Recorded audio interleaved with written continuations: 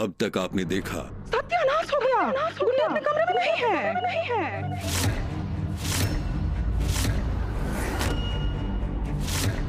देख हम कह रहे हैं रुक जा। मेरी बात सुन। रुक, भागने कुछ नहीं होगा। नहीं भैया जी, आज हमें जाने दीजिए।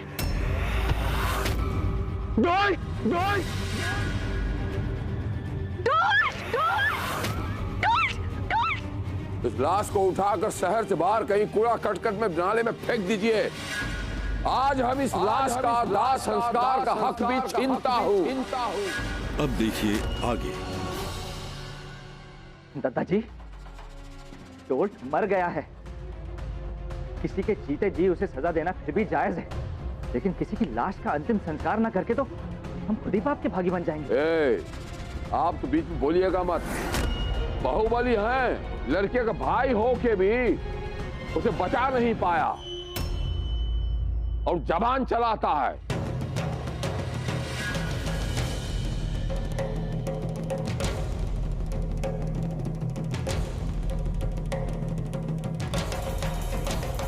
अपने बेटे की लाश को गंगा दो काका। नहीं दोगे ना? है कि तुम्हारे हाथ फर्ज से बंधे हुए हैं, लेकिन हम करेंगे इसका अंतिम संस्कार।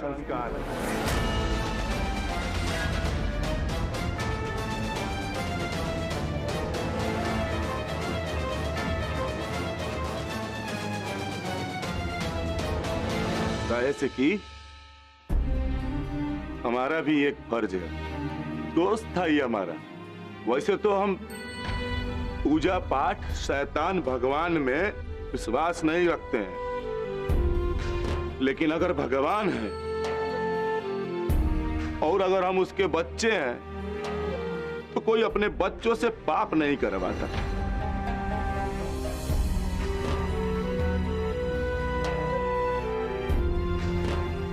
पाप पुण्य का हिसाब काका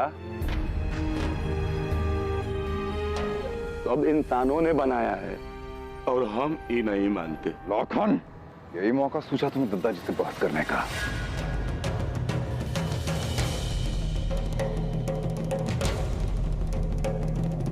समझ में नहीं आता है कि मौके का नजाकत।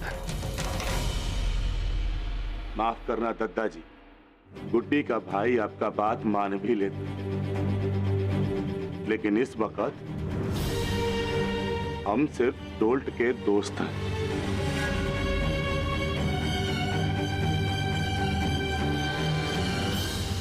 नहीं नहीं,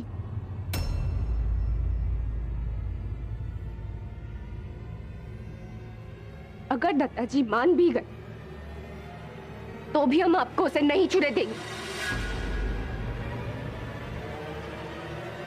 उसका अंतिम संस्कार कर हम आपको उसे अपवित्र नहीं करने देंगे।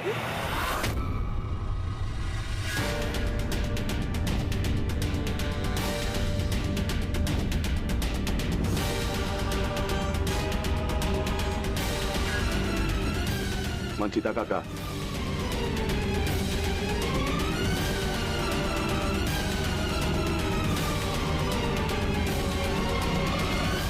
समझते हैं आप।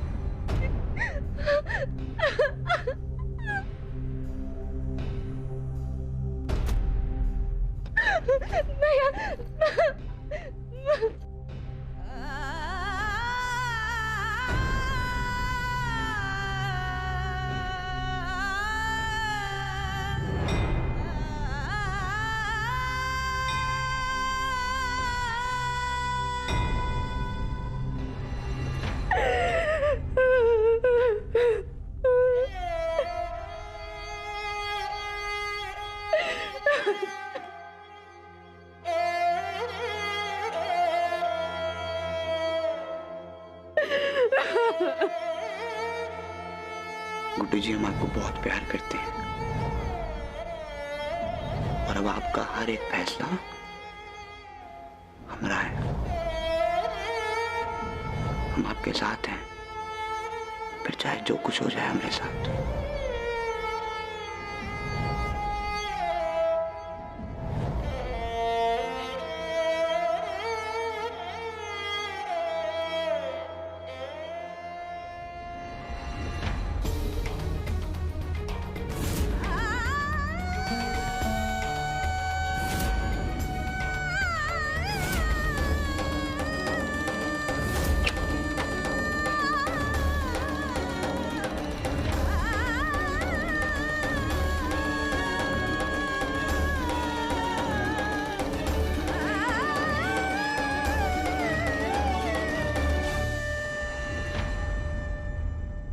का सोच रही हो दुल्हन?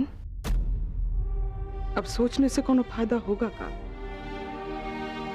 तुम्हारा तेज दिमाग, तुम्हारा दूरदर्शिता का ना हम हमेशा तारीफ ही किए, लेकिन आज तुम चूक गई बिंदिया। गुड्डी को बेहोशी का दवाई पिला दिया ताकि पेट से है ये बात जग जाहिर हो जाए। उसमें हम भी तुम्हारे साथ शामिल थे, लेकिन गुड्डी के लिए रची गई चक्रव्यूह में फंसकर डोंट। अच्छा नहीं हुआ बिंदिया।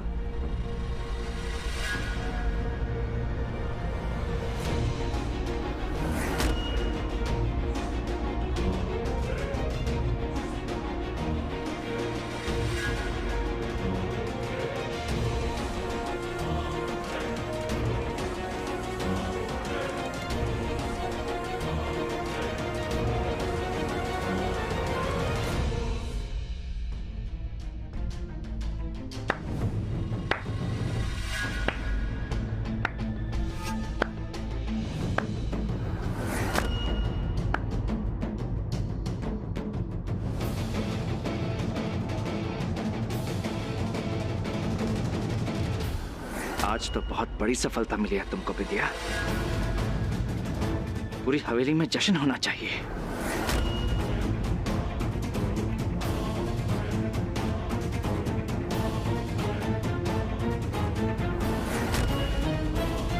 तुम इतना नीचे गिर सकती हो, हम कभी सोच भी नहीं सकते थे।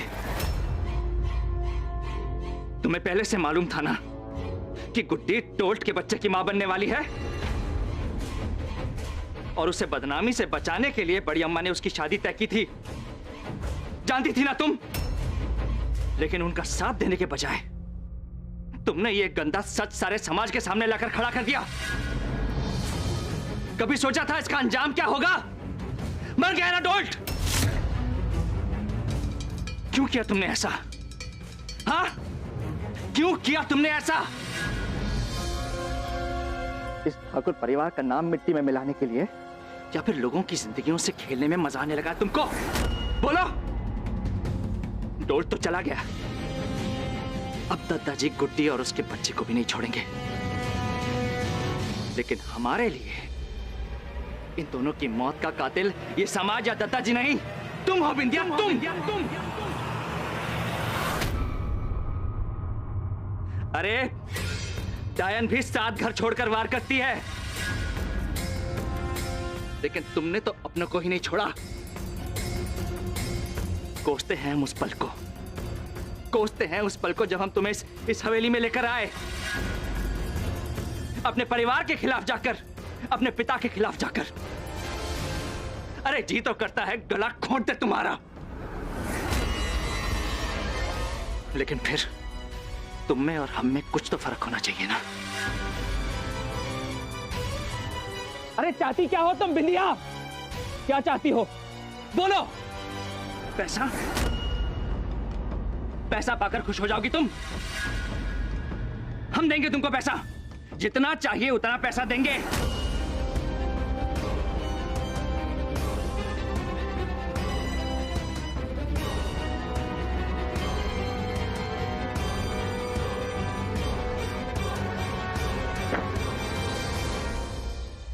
इनमें 2 करोड़ रुपए हैं, सबके सब तुम्हारे। इन्हें उठाओ और दफा हो जाओ इस हवेली से। दोबारा हमको अपनी मखूस शक्ल मत दिखाना।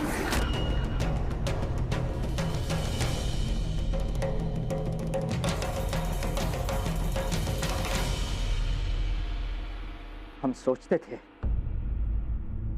कि कहीं ना कहीं इस कठोर चेहरे के पीछे एक नरम दिल इंसान छुपा होगा,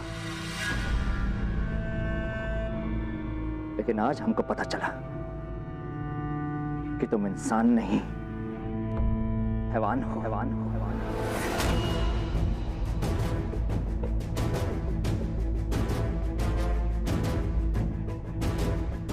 क्योंकि इंसान होने के लिए कम से कम एक कतरा इंसानियत का होना जरूरी है।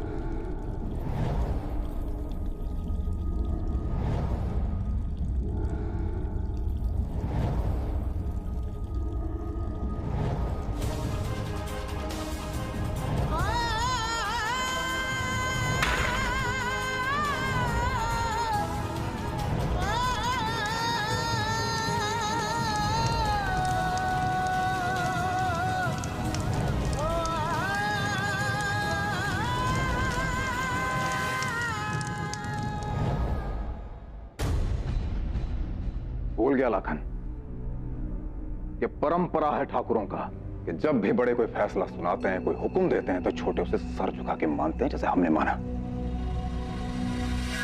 दादाजी ने जो भी फैसला सुनाया वो न्याय के लिहाज से इतना सटीक था कि एक डोल्ट की लाश को सजा दे के ऐसे हजार कुत्तों को सजा से बचाया जा सकता था, उनको लाश होने से बचाया जा सकता था। लेकिन आपके लाखन ने फिर वही किया जो हमेशा करता है, अनादर। शांत रहो मिथिलेश, हमें नहीं लगता कि लाखन ने कुछ भी गलत किया।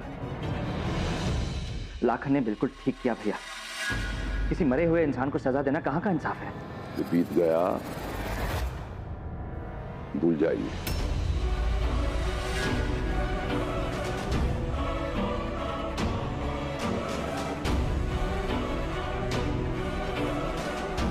प्रियंवा और भूषणवा कमरस बाहर जाइए,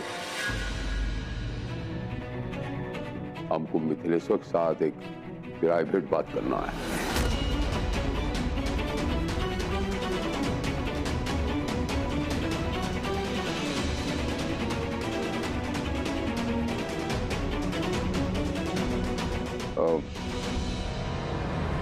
अपने ही लोग हैं दादाजी, कोई मुश्किल नहीं है उनके सामने किसी तरह का बात करने में।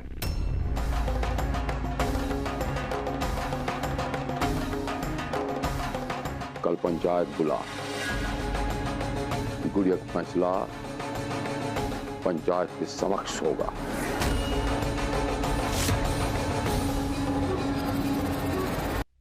दादाजी वो हमारी इकलौती बहन है, हम जानते हैं कि उससे गलती हो गया है, हम खुद उसके दंड देने के फेवर में हैं। अब जो कहेंगे करेंगे, बिल्कुल उसको बख्शा नहीं जाएगा, लेकिन पंचों का जरूरत तो नहीं है वैसे।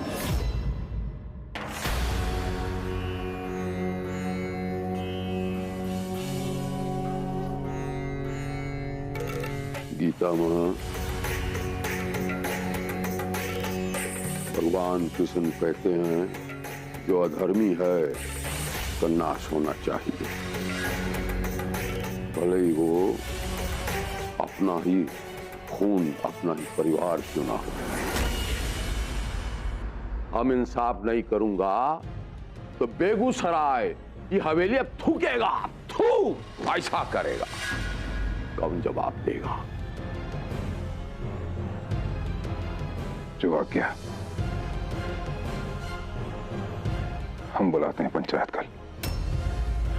महादेव, हर हर महादेव।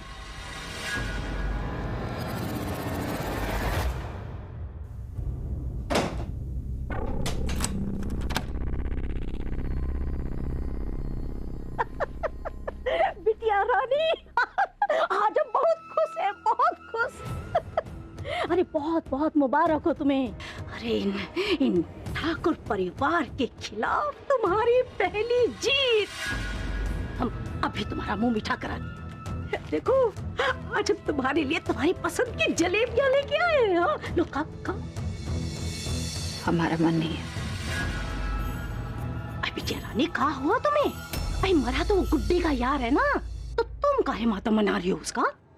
क्योंकि वो बेकसूर था माँ, और हमारी वजह से वो। नहीं, एकदम गलत बिटिया। सच तो ये है कि इस वक्त तुम जज्बातों के बहाव में बहकर अपने मकसद से भटक रही हो। अरे बिटिया, इन ठाकुर परिवार की आंखों की जरा सी नमी को देखकर अरे तुम अपने ही आंखों के आंसुओं को भूल गए। अरे वो आंसू जो फूलन ठाकुर ने हमारी किस्मत में लिख दिए कि फूलन ठाकुर तो चाहे भी तो अब अपने परिवार का कुछ मदद नहीं कर सकेगा, और बचे अब दद्दाजी। लेकिन देखने की बात तो ये है कि सारी दुनिया के सामने अपने ही घर की लाज और अपनी ही बेटी को वो का सजा देते हैं।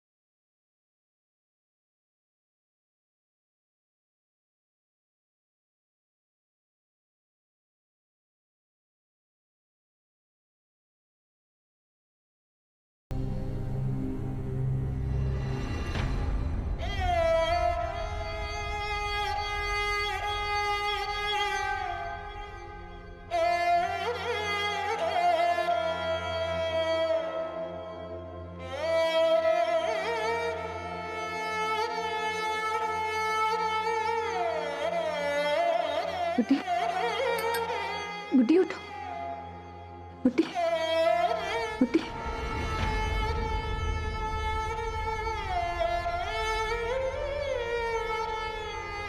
भाभी, डोल।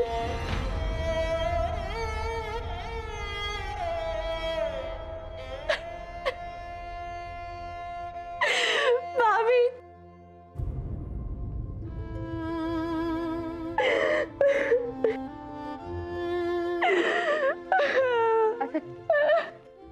हम एक आखिरी बार उसे देख भी नहीं पाए। चलो रोना बंद कर। ये लो। नहीं चाहिए हमें। डोल्ट को चाहती हो ना, तो तुम उनकी निशानी को भूखा कैसे रख सकती हो? क्या ये सब देखकर भैया की आत्मा को शांति मिलेगी?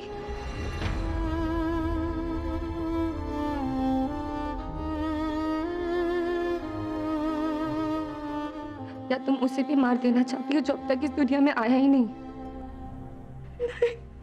नहीं ना? तो पियो इस